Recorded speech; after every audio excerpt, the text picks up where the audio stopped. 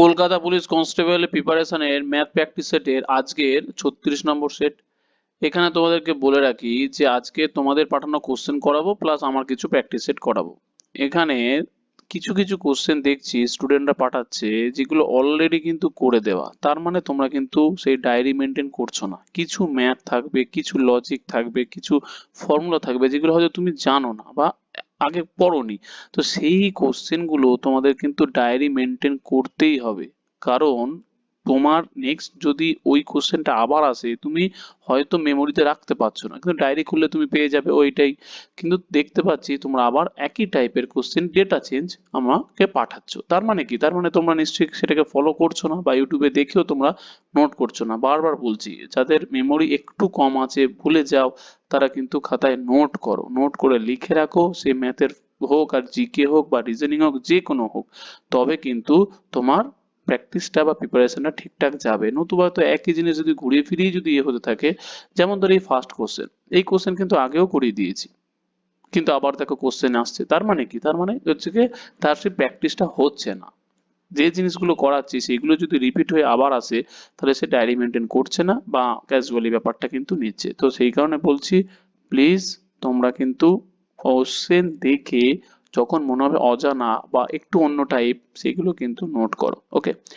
একটি রম্বসের একটি বাহুর দৈর্ঘ্য হচ্ছে কি 10 মিটার এবং কর্ণের দৈর্ঘ্য হচ্ছে কি 12 মিটার। এবার বলছে রম্বসের ক্ষেত্রফল কত। তাহলে এখানে পুরো ডাইরেক্ট যদি আমি সূত্র দিয়ে যাই, দেখো একটা প্রথমে সূত্র দিই, কিন্তু পরীক্ষার হলে সূত্র দিয়ে কাজে লাগবে না।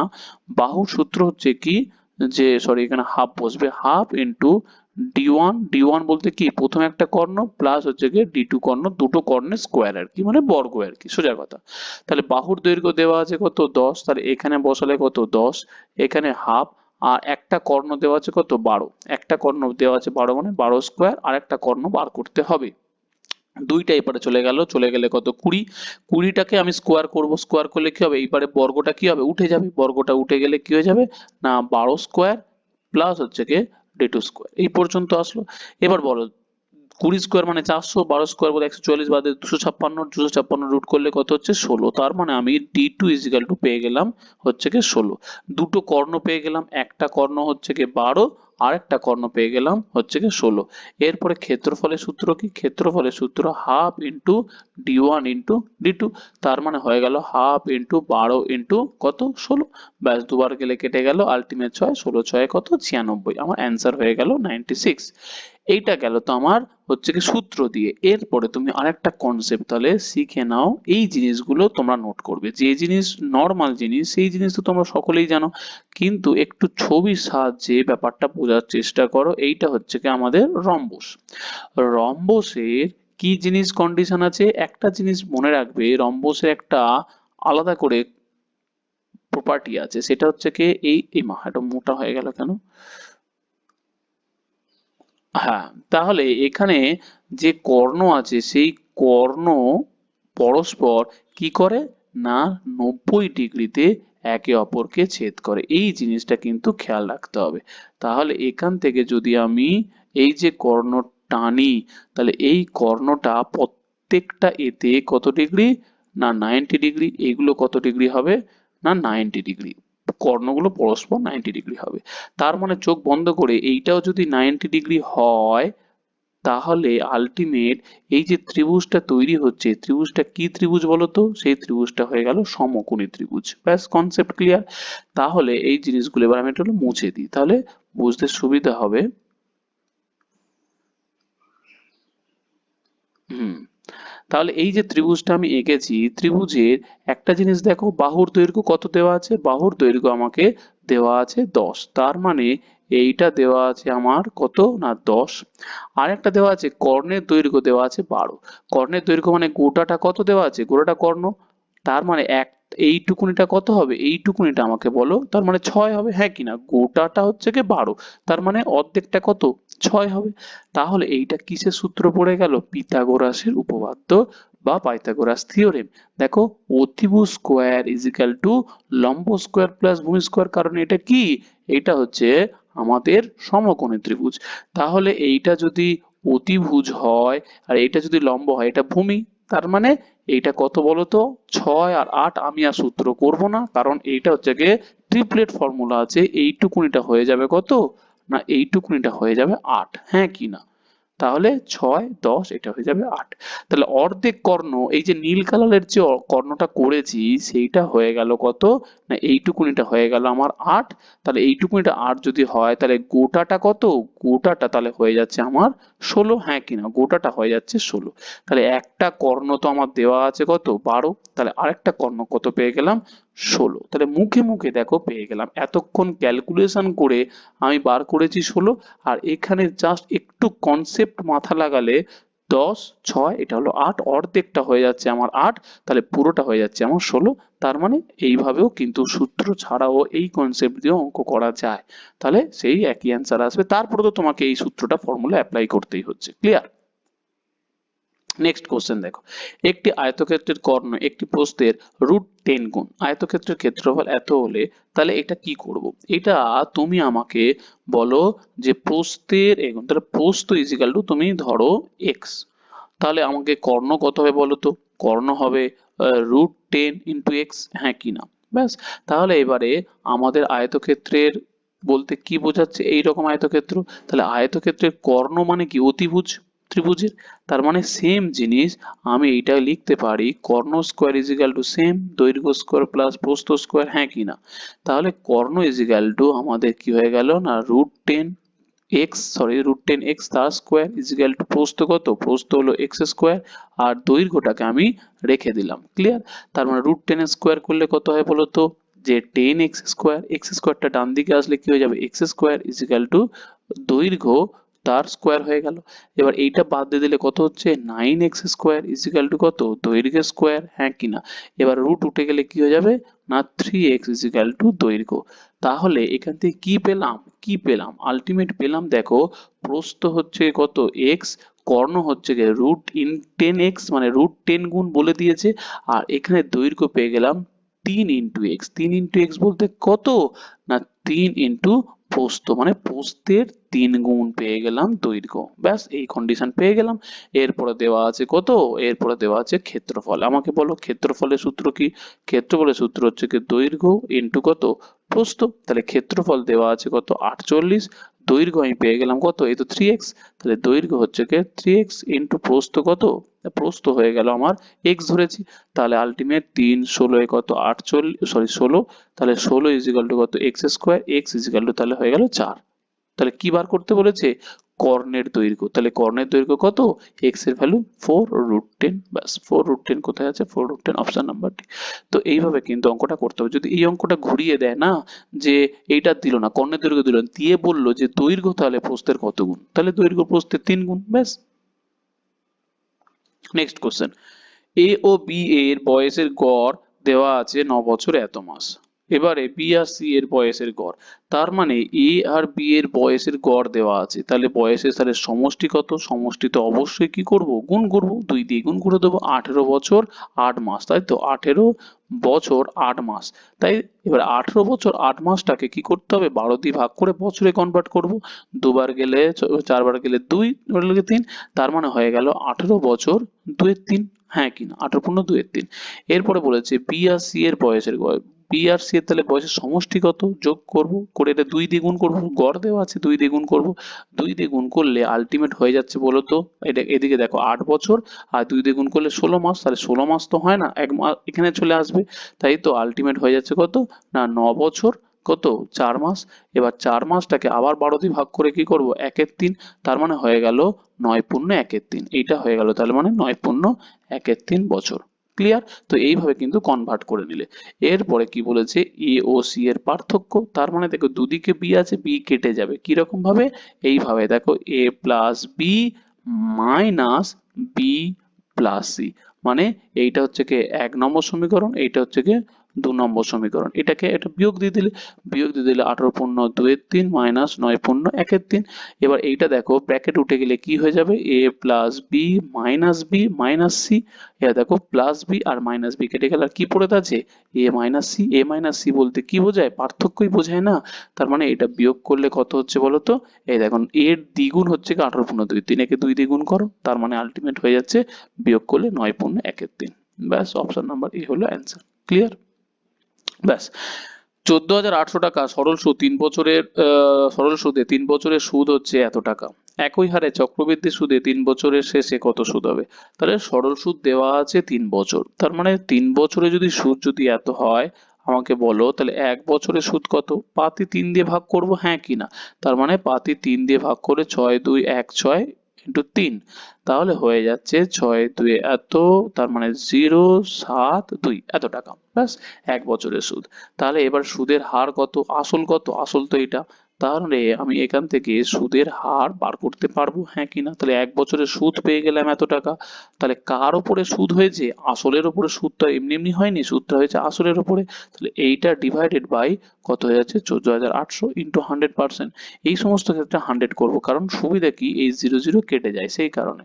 4 4 4 দিয়ে দেখি, 4 3 12, 2 4 7 28, 4 বারে গেলে 4 5 20, হচ্ছে 4 1 4, 3 4 8, ব্যাস 32, তাই তো? ব্যাস এই পর্যন্ত হলো। এরপরে দেখো 37 আছে, তাহলে 37 কি ডাইরেক্ট কি আমাকে কাটাকুটি যায় কি? কারণ 37 হচ্ছে কি মৌলিক সংখ্যা, তাহলে ডাইরেক্ট আমাকে দেখতে হবে, তাই না? তাহলে ডাইরেক্ট যদি আমি দেখি 37 একে 37, 37 একে 37 কত হাতে, হ্যাঁ 37 14, 148, তাহলে 37 ওখানে কত 60, এদিকে 74 74, হ্যাঁ তাহলে হয়ে যাচ্ছে পুরো একেবারে 8, তাহলে তো আর 8 বলছি, সরি 4, ব্যাস তাহলে 14, তাহলে এখানে হয়ে গেল 14%। তাহলে সুদের হার পেয়ে গেলাম 14%। এবার বলেছে চক্রবৃদ্ধি সুদে 3 বছরের কত। তাহলে দেখো সেম প্রসেসে আমরা করব, দেখো একই অঙ্ক, পাতি অঙ্ক, কিন্তু কিছু সময়ের সাথে সাথে ক্যালকুলেটিভ করে দিচ্ছি, একটুখানি লেন্দি প্রসেস, একটুখানি দশমিক ফ্র্যাকশন, একটুখানি যাতে গুণ করতে করতে দেরি হয়, সেটার জন্য কিন্তু অঙ্কটা ইম্পর্টেন্ট। কারণ অঙ্ক তো আর চেঞ্জ হচ্ছে না, একই থাকছে, শুধুমাত্র লেন্দি হয়ে যাচ্ছে। কেন না, ক্যালকুলেশন। তুমি দেখো এটা কিরকম, কারণ দেখো অপশন সব দশমিকে আছে, তার মানে বুঝতেই পারছো। এরপরে তুমি বলো যে কি করব, তাহলে এইভাবে যেটা করেছিলাম আমরা, যেভাবে শিখেছি 14,800, তাকে তিনটে বছর দিয়ে ভাগ করব। কেন? আর ভাগ করার দরকার নেই, কারণ অলরেডি আমাদের 1 বছরের সুদ কি হয়েছে, পেয়ে গেছি। তাহলে প্রত্যেক বছরের সুদ আমাদের 2072 আর 2072 হয়ে গেল। এরপরে এইটার ওপরে 14% পড়বে, হ্যাঁ কি না? এইটার উপরে 14%, তাহলে এইটার উপরে 14 দিয়ে ডাইরেক্ট গুণ করব, গুণ করে আমাকে দুটোর পরে দশমিক দিয়ে দেবো। এই হচ্ছে ক্যালকুলেশন। যেহেতু 14%, এখন কিন্তু পরীক্ষায় 17%, 21%, 13% এরকম টাইপের অঙ্ক দিয়ে দিচ্ছে, কারণ যাতে কোনো ফ্র্যাকশন না হয়, পাতি গুণ করতে হয়। তাহলে 14 দুগুণে কত হচ্ছে, 14 দুগুণে 28, 14 28-এর 8 2 হাতে, 14 7 98, 0 110 হাতে, আবার হচ্ছে কি 0 1 হাতে, 14 গুণে 28 একে 29, ব্যাস। এটা কিন্তু এরা দশমিক পরে, দুটোর পরে দশমিক হলে 29। তাহলে এই টাকারও কি হবে 290.08, এই টাকারও তৃতীয় বছরে কি হবে 290.08, আবার এই টাকার হবে আবার এই টাকার উপরে 14%, ব্যাস। তাহলে এই টাকার উপরে 14% আবার গুণ করতে হবে, কারণ অনেক বড় ফ্র্যাকশন হয়ে যাচ্ছে। কারণ এই গুণটা করতে কিন্তু একটুখানি হলেও বড় হয়ে যাবে, কারণ এখানে দশমিকের পরে 2 ঘর আছে, তাহলে তোমাকে 2 ঘরই নিতে হবে, অনেক বড় হয়ে যাবে। 14 দিয়ে গুণ করলে এত বড় আছে, দুটো পরে দশমিক, তো সেই কারণে কি করতে হচ্ছে আমাদের কিন্তু 40.61 2 ঘরে, এরপর আরো 3 ঘর থাকবে, নেওয়ার দরকার নেই, ব্যাস। তাহলে এই পর্যন্ত হলো। তাহলে মোট সুদ কত হয়ে গেল, মোট সুদ হয়ে গেল, এইগুলো হয়ে গেল আমাদের মোট সুদ, ঠিক আছে? এইগুলো হয়ে গেল আমাদের মোট সুদ। এবারে তুমি গুণ করো, আলটিমেট বা যোগ করো, যাই করো, তিনটে যোগ করে যা হবে সেটাই হয়ে যাবে আমাদের অ্যান্সার। শুধুমাত্র লেন্দি প্রসেস, আর কিচ্ছু না। তার মানে আলটিমেট টোটাল কম্পাউন্ড ইন্টারেস্ট কি হয়ে গেল, 2072 ইন্টু 3, এটা 3, প্লাস কি হয়ে যাচ্ছে এই 29 না 290.08 ইন্টু কত, ইন্টু হচ্ছে কি 3, প্লাস কত 40.61, এটা করলে আমাদের কত হয়ে যাচ্ছে না 7126.85, এটা হয়ে যাবে আমাদের সঠিক অ্যান্সার। ক্লিয়ার? ব্যাস। বার্ষিক 7% সরল সুদে কোনো টাকা 2 বছরের সুদ 200 টাকা হলে একই সুদ এবং সময়ে ওই টাকা জটিল এবং সরল সুদের পার্থক্য কত? একই সুদ হবে না, এটা একই সুদের হার হবে আর কি, যাই হোক, কারণ সুদের হার এবং সময়ে ওই টাকা জটিল এবং সরল সুদের পার্থক্য কত টাকা। দেখো অঙ্ক অনেক বড়, কিন্তু দেখবে জাস্ট 2 সেকেন্ডও লাগবে না অঙ্কটা করতে আর কি। বার্ষিক 7% সরল সুদের হারে কোনো টাকা 2 বছরের সুদ, 2 বছরের সুদ বলতে যা টাকা হোক, এক্স টাকা হোক ওয়াই টাকা, 2 বছরের সুদ হচ্ছে সরল সুদ 200 টাকা, তাহলে প্রতি বছরে কত টাকা? 100 টাকা, প্রতি বছরে 100 টাকা, হ্যাঁ কি না? এরপরে কি বলেছে? চক্রবৃদ্ধি সুদ, কারণ চক্রবৃদ্ধি সুদ কি হয়? সুদের ওপরে আবার সুদ পড়বে, হ্যাঁ কি না? সুদের ওপর সুদ পড়বে, তাহলে এই 100 টাকার উপরে 7% পড়বে, কত টাকা হবে? 7%। তাহলে সরল সুদ তো হয়ে গেল এইটা 100 100 200 টাকা, আর চক্রবৃদ্ধি সুদ হবে কি 100 100 200 প্লাস এইটা কি, এটাই হয়ে যাবে আমাদের এক্সট্রা পার্থক্য। তার মানে সিআই মাইনাস এসআই কত? 7 টাকা। দেখো এইটা অঙ্ক করার জন্য কোনো রকম কিন্তু অঙ্ক করতে লাগে না, কিছু অঙ্ক থাকে কনসেপ্টে হয়। তাহলে দুটো বছরের সুদ 100 টাকা 100 টাকা সরল সুদ, তাহলে এই 100 টাকা সুদই তো আবার পড়বে চক্রবৃদ্ধি সুদ, তার মানে পার্থক্য কত? 7 টাকা। ব্যাস হয়ে গেল, এইটুকুনি হয়ে গেল আমাদের অ্যান্সার। নেক্সট কোশ্চেন কি বলছে? যে কোনো দ্রব্য এত টাকায় বিক্রি করে 40% লাভ হয়। দেখো এই অঙ্ক কিন্তু তোমরা প্লিজ, এত ইজি অঙ্ক যদি তোমরা পাঠাতে থাকো তার মানে কিন্তু প্র্যাকটিস, আমি বলছি না যে এই ব্যাপার, কিন্তু প্র্যাকটিস কিন্তু খুব দুর্বল আছে। এই অঙ্ক যদি এখনো প্রবলেম হয়, এই অঙ্ক যদি না পারো তাহলে কিন্তু বুঝতে হবে খুবই দুর্বল আছে। কারণ দেখো 40% বলতে কি বোঝায়? 40% বলতে 2/5, মানে আলটিমেট সিপি যদি 5 টাকা হয় তার মানে প্রফিট কত? 2 টাকা। তাহলে এসপি কত? এসপি হচ্ছে কি 7 টাকা। তার মানে এসপি করেছে কত? 8,750 টাকা হচ্ছে কি এসপি, তার উপরে সিপি বার করতে হবে। তাহলে সিপি বার করতে হবে, সিপির ইউনিট কত? 5, তাহলে 5টা উপরে থাকবে 5-এর 7। এই তো হচ্ছে কাহিনী আর কি। তো এইটার জন্য যদি আবার পাঠাতে হয় এখনো পর্যন্ত, তাহলে 7-1-এ 7, 1, 7-2-এ 14, 3, 7-5-এ 35, 0। ব্যাস 1200, 1200-5-এ কত? 60, মানে 6000 আর 250, তার মানে 6250, 6250, হ্যাঁ, অপশন বি। তো এই জিনিসটা কিন্তু একটুখানি ভাবতে হবে যে রেশিওর দিকে কি হচ্ছে, ডাইরেক্ট আমাকে কিভাবে অঙ্কটা করছি আর কি। ওকে, ব্যাস। এরপর একটা জিনিস দেখো, এইটা কিন্তু ভালো কোশ্চেন যে পাঠিয়েছে, এই রকম টাইপের কোশ্চেন যেগুলো কনসেপচুয়াল, বুঝতে পারছো না সেই রকম জিনিসগুলো কিন্তু তোমরা করো। ওকে, এ এবং বি একটি কাজ একত্রে 30 দিনে করে, 11 দিন পর বি চলে গেল, এ একা বাকি কাজটি কি করলো? 57 দিনে করলো। তার মানে আলটিমেট জিনিসটা কি হচ্ছে যে এ প্লাস বি 30 দিনে করে, তাই তো? তার টোটাল ওয়ার্কের কনসেপ্টে আমি যাব। টোটাল ওয়ার্কের কনসেপ্টে কিরকম যাব? প্রথমে করতো এ প্লাস বি একত্রে 30 দিনে করে, এ প্লাস বি আলটিমেট একদিনে করে এ কাজ, বি একদিনে করে বি কাজ, তাহলে 30 দিনে করবে কত ভাই? 30 দিনে করবে 30টা কাজ, ব্যাস হয়ে গেল, ইন্টু 30 করে দিলাম। বলছে 11 দিন করার পর, এই 11 দিন কে করেছে? দুজনে মিলেই করেছে, এটা বুঝতে হবে। 11 দিন কে করেছে? 11 দিন দুজনে মিলে করেছে। মিলে করার পর বি চলে গেছে, তাহলে বাকি কাজটা কে করেছে? 57 দিনে করেছে। বাকি কাজটা 57 দিনে কে করেছে? এ করেছে। তার মানে হয়ে গেল 57 ইন্টু এ, হ্যাঁ কিনা? তাহলে বাকি কাজটা 57 দিন সময় লেগে টোটাল কাজ হয়ে গেল। তার মানে এখানে শুধুমাত্র এ আর বি এর রেশিও আমরা বার করব, কি হচ্ছে না 30 এ প্লাস হচ্ছে গিয়ে 30 B is equal to 11 A plus হচ্ছে গিয়ে 11 বি প্লাস 57 হচ্ছে গিয়ে এ। ব্যাস। তার মানে এখান থেকে তুমি দেখো 11 এ আর এটাকে 57 এ, তার মানে হচ্ছে গিয়ে কত হয়ে যাচ্ছে? 68 এ, 68 এ থেকে এই পারে চলে গেলে আলটিমেট 38 এ, আর এখান থেকে 11 থেকে এই পারে বাদ দিয়ে দিলে হয়ে যাচ্ছে 11 বি থেকে এই পারে বাদ দিয়ে দিলে হয়ে যাচ্ছে কত? 19 বি। তার মানে এ বাই বি হয়ে গেল 19 বাই কত? 38। 19 বাই 38 বলতে 1/2। তার মানে এ যদি একদিনে একটা কাজ করে, বি তাহলে একদিনে কটা কাজ করবে? দুটো কাজ করবে। ব্যাস, এদের মধ্যে এফিসিয়েন্সি পেয়ে গেলাম। এরপরে বলছি বি একা কাজটি কত দিনে করবে, তাহলে টোটাল কাজ কত? তাহলে টোটাল ওয়ার্ক আমি পেয়ে গেলাম কত না এ প্লাস বি ইন্টু কত ছিল? 30, হ্যাঁ কিনা? এই তো এটা ছিল 30। তার মানে এখানে এ এর ভ্যালু কত?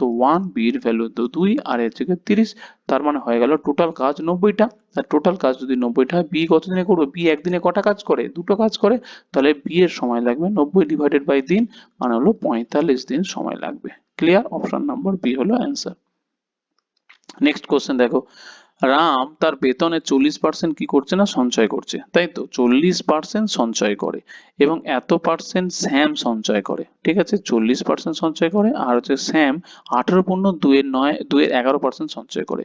যদি দুজনে একই বেতন পায়, শ্যাম এত টাকা সঞ্চয় করে, তাহলে রামের সঞ্চয় কত?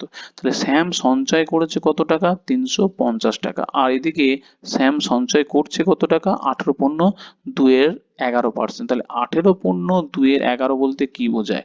18.2 এর 11 বলতে না 2 এর 11 বোঝায়। কারণ হচ্ছে কি জিনিস না, এখানে 1-এর 11 বলতে কি বোঝায়? 1-এর 11 বলতে না 9.1-এর 11%। এই ফ্র্যাকশন গুলো তো জানতে হবে। আর 18.2-এর 11 বলতে আলটিমেট কি হয়ে যাচ্ছে না 2 দিয়ে গুণ 2-এর 11। তাহলে এইটার মানেটা কি? এইটার মানে হচ্ছে কি যে স্যাম 11 টাকা যদি রোজগার করে, তাহলে 2 টাকা কি করে? সঞ্চয় করে। তার মানে আমি বলতে পারি যে 2 ইউনিটের ভ্যালু আমার দেওয়া আছে কত না 350 টাকা। আর হলো 1 ইউনিটের ভ্যালু দেওয়া আছে কত? 350 কে আমি তাহলে 2 দিয়ে ভাগ করলে তাহলে হয়ে যাচ্ছে 175 টাকা। ব্যাস হয়ে গেল। এরপরে বলছে কি, তাই দুজনের বেতন সমান। তাহলে বেতন সমান বলতে কি, এইটা কি 11টাই তো কি বেতন, তো 11টাই বেতন, শ্যামের বেতন আর রামের বেতন দুজনের সমান বলেছে। তার মানে 11 ইউনিটের ভ্যালু হয়ে যাবে, আমাকে একটু গুণ করতে হবে, গুণ করলে তার মানে হয়ে যাচ্ছে 55, 77 থেকে 82, 8, 11, 1925। ব্যাস হয়ে গেল। এরপরে একটা জিনিস খেয়াল করে দেখতে হবে যে রামের তাহলে কত টাকা সঞ্চয়। ব্যাস, তাহলে রামের সঞ্চয় একটা জিনিস তুমি খেয়াল করে দেখো যে 40%। তাহলে রামের সঞ্চয় হচ্ছে কি 40%। 40% বলতে কি বোঝে? 4-10, 10টা রেখে দিলাম ক্যালকুলেশনের জন্য আর কি। তাহলে এত টাকা কি বেতন? বেতন কার বেতন? যে এটা রামেরও বেতন আবার শ্যামেরও বেতন, হ্যাঁ কি না? ব্যাস হয়ে গেল।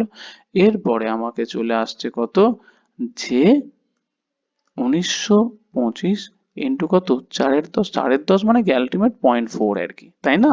এখানে আর 2-এর 5 করলাম না, 2-এর 5 করলে 5 দিয়ে কাটাকাটি করবে, আবার 2 দিয়ে গুণ করবে, সেই কারণে এই 4-10টা রেখে দিলাম। 4-10 মানে হচ্ছে কি 0.4%, আর 0.4 বলতে এটা। এবার বাতি কি করব আমরা, যে গুণ করে দেবো। ব্যাস, এই পোর্শনটা আমাদেরকে কিন্তু করতে হবে। তাহলে করলে তাহলে কি আসছে দেখো, তাহলে 4-5-এ কি হয়ে গেল না 20, 4-5-এ 2 হাতে, 4 দুগুণে 8, 9, 10, 1 হাতে, 9-4-এ 36, একে কত 37, আর 3 হাতে, 4-1-এ 4, 4-3-এ 7, একটার পর দশমিক, তাহলে 770 টাকা। 700 এখানে কত হলো? এখানে এখানে কি আসছে? ও মা, কোনো অপশনই নেই। ধুর, যাই হোক, এখানে 370 ভুল করে দেয়, 770 টাকা। প্রত্যেকবার একটা না একটা অপশন ভুল থাকেই আর কি। তো 770 টাকা হয়ে যাবে সঠিক অ্যান্সার। ক্লিয়ার? ব্যাস। এরপরে তুমি দেখো এই কোশ্চেনটাও কিন্তু ভালো অঙ্ক। কিরকম বলছে যে একটি অ্যাম্বুলেন্স চালক একই দিকে চলা একটি বাসকে, তাহলে এইটা হচ্ছে গিয়ে প্রথমে আমাকে অ্যাম্বুলেন্স, আমি এইভাবে লিখলাম অ্যাম্বুলেন্স, সামনে 40 মিটার দূরত্বে দেখতে পায়। তার মানে এখানে আছে আমার বাসটা দেওয়া আছে। তাহলে এদের মধ্যে গ্যাপ কত? এদের মধ্যে গ্যাপ হচ্ছে গিয়ে 40 মিটার। 20 সেকেন্ড পর বাসটি তার থেকে 60 মিটার পেছনে চলে যায়। বাসটি তারপরে চলে যায়, মানে এটাও চলমান, এটাও কিন্তু চলমান। তারপরে দেখা গেল কিছুক্ষণ পরে দেখা যাচ্ছে কি যে অ্যাম্বুলেন্সটা চলে এসছে এখানে, তাই তো? তার মানে এইটার দূরত্ব কোথায়? এইটার দূরত্ব হয়ে যাচ্ছে আমার 60 মিটার। তাহলে আলটিমেট কি হলো? আলটিমেট দেখো, এই যে 40 মিটার কভারও করেছে, পেছনে ছিল, আবার তাকে পেছনে ফেলে 60 মিটার এগিয়েও গেছে। তাহলে টোটাল ডিস্টেন্স কভার করলো কত না, টোটাল ডিস্টেন্স কভার করলো 100 মিটার, হ্যাঁ কি না? কত সেকেন্ডে কভার করলো না 20 সেকেন্ডে। তার মানে আলটিমেট আমি লিখতে পারি 20 সেকেন্ডে যাচ্ছে কত না, 20 সেকেন্ডে যাচ্ছে 100 মিটার। বাতি জিনিস 1 সেকেন্ডে যাচ্ছে, আলটিমেট হয়ে যাচ্ছে না 5 মিটার। তাহলে 1 সেকেন্ডে যেটা যাচ্ছে সেটাকেই কি বলে? সেটাকেই বলে গতিবেগ। কিন্তু এটা হচ্ছে কি কি গতিবেগ বেরোবে? আপেক্ষিক গতিবেগ। এই জিনিসটা মাথায় রাখতে হবে, আপেক্ষিক গতিবেগ। আপেক্ষিক গতিবেগ তাহলে হয়ে গেল 5 মিটার পার সেকেন্ড। ক্লিয়ার? কারণ দুজনেই গতিশীল, একই দিকে যাচ্ছে। তাহলে 5 মিটার পার সেকেন্ড হলো। এইবারে এইটাকে কি করতে হবে না 30 কিমি পার ঘন্টা, এবং মানে কিমি ঘন্টাতে অপশনও তাই, তাহলে এটাকে নিয়ে যেতে হবে কিমি পার ঘন্টা। তাহলে 5 ইন্টু কত 18/5 দিয়ে গুণ করবো, 5 দিয়ে গুণ করলে হয়ে গেল 18 কিমি পার ঘন্টা। ব্যাস আপেক্ষিক গতি পেয়ে গেলাম এইটা। এবার আপেক্ষিক গতি একই দিকে গেলে আপেক্ষিক গতি কি হয় ভাই? বিয়োগ হয়। তার মানে অ্যাম্বুলেন্সের গতি যদি এইটা হয়, তার মানে বাসটির গতি কত হবে? তাহলে আপেক্ষিক গতি বলতে x মাইনাস ওয়াই হয়, ইজিক্যাল টু 18। তার মানে x বলতে কে? নিশ্চয়ই অ্যাম্বুলেন্স, তার গতি তো বেশি। তাহলে x এর ভ্যালু হচ্ছে গিয়ে 30 আর বাসের ভ্যালু তো কমই, ইজিক্যাল টু তার মানে হয়ে গেল 18। তাহলে x এর জায়গায় তুমি অ্যাম্বুলেন্স লিখতে পারো, আর মাইনাস বাস লিখতে পারো, তাও লিখতে পারো, কোনো অসুবিধা নেই, ঠিক আছে? তো ব্যাস এরপরে হয়ে গেল ওয়াইটা, তাহলে ওয়াই ইজিক্যাল টু হয়ে গেল 12। তাহলে 12 বলতে অপশন নাম্বার ডি হয়ে যাবে সঠিক অ্যান্সার। ক্লিয়ার? নেক্সট কোশ্চেন দেখো, কট 90 minus theta into cot theta, এটা তাহলে ডাইরেক্ট আছে, আমি ডাইরেক্ট এইটার ভ্যালু কত, তাহলে কট থিটা থেকে হয়ে যাচ্ছে কত 90 মাইনাস থিটা বলতে না ট্যান থিটা। কট থিটা যেটা আছে তাহলে আমি সেটা বসিয়ে দিলাম, কত না কট থিটা। এবারে কস আছে, এটা কিন্তু পরীক্ষা হলে বুঝতে হবে, কস আছে, কস 90 মাইনাস থিটা বলতে কি বোঝায়? কস 90 মাইনাস থিটা বলতে না সাইন থিটা। আর ট্যান 90 মাইনাস থিটা বলতে কি বোঝায়? না কট থিটা। ব্যাস এইটা পরপর বসালাম। ট্যান আর কট কেটে যায়, কারণ কট বলতে কি 1/tan, তাহলে ট্যান আর কট কেটে গেল। এবার বলো sine theta, sine theta into কত, কট বলতে কত বোঝায়? কট বলতে cos theta minus sine theta বোঝায়। ব্যাস সাইন সাইন কেটে গেল, ইজিক্যাল টু কস, তার মানে অপশন নাম্বার সি হয়ে যাবে সঠিক অ্যান্সার। তো এইভাবে কিন্তু ত্রিকোণমিতিকে তুমি বাদও দিতে পারবে না, এটাও কিন্তু ফ্যাক্ট, যে তুমি ভাবছো ত্রিকোণমিতি পরিমিতি এরকম কিন্তু কোনো কিছুতেই বাদ দেওয়া যাবে না। আরেকটা জিনিস তোমাদেরকে বলবো যে এরপরে কিন্তু পরিমিতি পাঠটা তোমরা যদি সুবীর দাস স্যারের বই থেকেও যদি করো, তাতেও দেখবে কিন্তু তোমাদের কভার হয়ে যাবে। কিন্তু পরিমিতি বলছি, পাটিগণিত কিন্তু তোমাকে প্রচুর প্র্যাকটিস করতে হবে, এটুকুনি কনফার্ম। সেইটুকুনি প্র্যাকটিস করলে তবেই কিন্তু সম্ভব। ক্লিয়ার? ওকে, তো এই পর্যন্ত তাহলে।